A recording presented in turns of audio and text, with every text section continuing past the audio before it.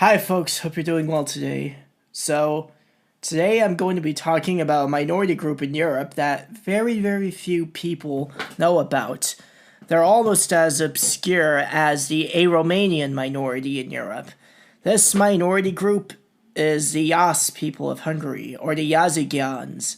Historical Hungary hosted a large immigrant population of people who originated from the Eurasian steppes because its geographic location was situated in the borderland between Asia and Europe. The Pannonian Basin is the westernmost borderland of the steppes. There has also been a large Turkic population inside modern Hungary before, most notably the Pechenegs and this other group known as the Cumans. For hundreds of years, the Cumans came to Hungary around the same time period the Yass came. However, since the Hungarian state always had a policy of coercively assimilating its minorities, they were largely assimilated, just like the case of the Assimilation. There is a small community of Iranian people known as the Yass people who have been in the region since the 13th century AD and migrated from the steppes and the fringes of the Persian world, and come from the same ethnic origins as the Ossetian people of the northern and southern Caucasus. They are the descendants of the Alans, and they filled the vacuum left behind by the massive depopulation caused by the Mongolian invasions of the Hungarian lands. The reason for their migration into the Hungarian space was to serve as horse archers that were in demand by the local Mongolian rulers around the mid-13th century, and they were granted land in the Heves county upon arrival, which eventually becomes their territorially compact region. The name Hungary derives from the original Hunnic tribes who invaded the Pannonian Basin during the migration period in Europe. However, this was not the first instance in which Iranian-speaking Alanic peoples settled in ancient Pannonia, which was the original name of the territory prior to the Hunnic and Turkic invasions.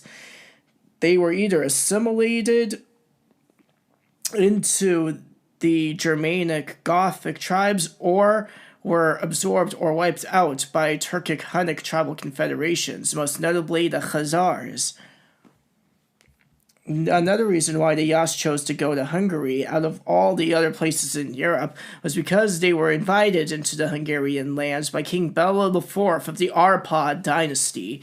Bela IV initially thought that the Yass could be used as a force of resistance against the Mongolian invaders, but these hopes were dashed, and the relationship between the nobility and the Cumans and the Yass became complicated, so they fled and came back after the Mongolians invaded, and settled near the Zagiva and Tama rivers.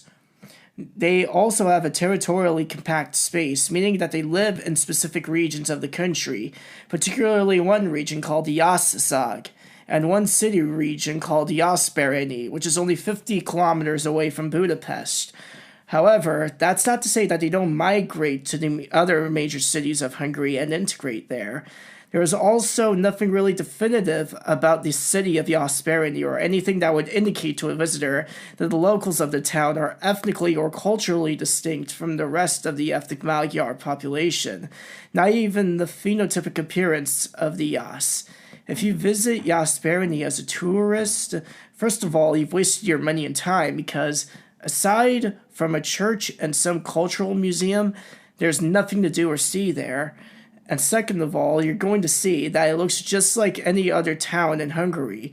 They've basically assimilated completely into Hungarian society since the 15th century, with the Yass Hungarians being indistinguishable from other Hungarians in relation to outlook, culture, and in their physical appearance. The Yass converted to Roman Catholicism and lost their ability to speak their Alanic language over time. This is why there is almost little to no literature or discussion about them when the subject of Hungary's minorities is ever brought up, or ethnic demographics. They can't really even be considered as a minority to start with. The last generation of Yassic speakers lived during the 15th century, who, despite of the coincidental name, have no direct relationship with the Yaziga, who were a Sarmatian tribe who lived in the territory of modern-day Hungary, known back then as Pannonia, prior to the invasion of the Huns.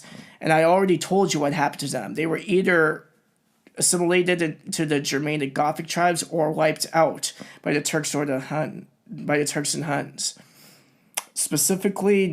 But they specifically lived near the borders of Dacia during the 1st century BC, which is attested to by the place name of the modern Romanian town of Iași. The Yass speak their own dialect of Hungarian, but it has no influence from the extinct Yazic language. But the Yass identity was not wiped out, and the Yass population of Hungary, which is now around 200,000, is aware that they come from the Alans who migrated to Hungary from the fringes of the Persian Empire, and they started their legacy in their new homeland as agricultural workers involved in animal husbandry. From this point onwards, the Yass would become an integral part of the Hungarian state and played a role in all of its military battles, both offensive and defensive, including the infamous Battle of Mohacs.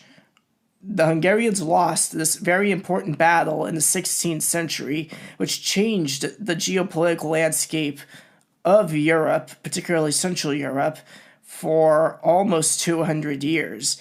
And the defeat of King Louis to Suleiman the Magnificent is looked back upon by the national poet of Hungary, Sándor Petőfi, as the graveyard of Hungarian grandeur. That is to say, Mohacs is the graveyard of Hungarian grandeur.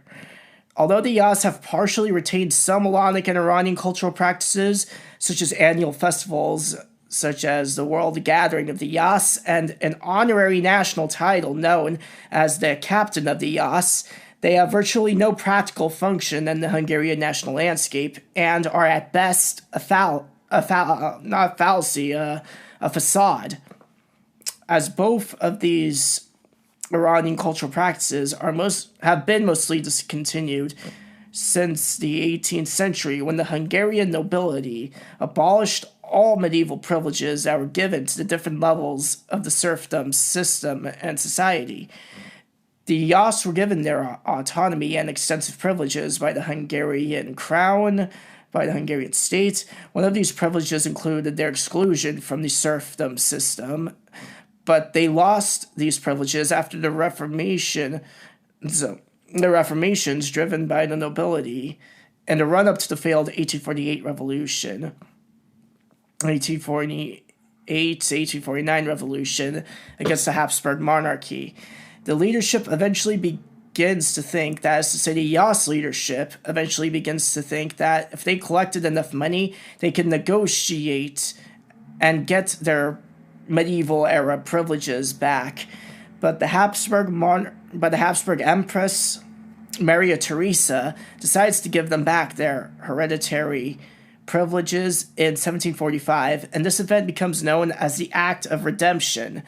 Though there was a brief resurgence of a regional Yass autonomy and the privileges that came with it, it was largely gone for good by 1876, when the dual monarchy, the joint enterprise between Austria and Hungary, had been established for roughly 9 years, forming the Austro-Hungarian monarchy, Austro-Hungarian Empire. There's also been a Muslim Ismaili population historical to Hungary, otherwise known as the Bushmeni. And they used to be an integral part of the Hungarian kingdom, much to the dismay of the Christian nobility and general public between the 10th and 13th century. This integration extended to becoming part of the 7 original Magyar tribes and being employed by the Hungarian crown as mercenaries. Once King Stephen established Hungary as a mainstream European power, a mainstream Christian European power, This Ismaili community, like all other minorities that would enter Hungary from this century onwards, were forced into baptism and eventually disappeared as a people centuries down the road. And this is where I end my dissertation. Thank you for watching.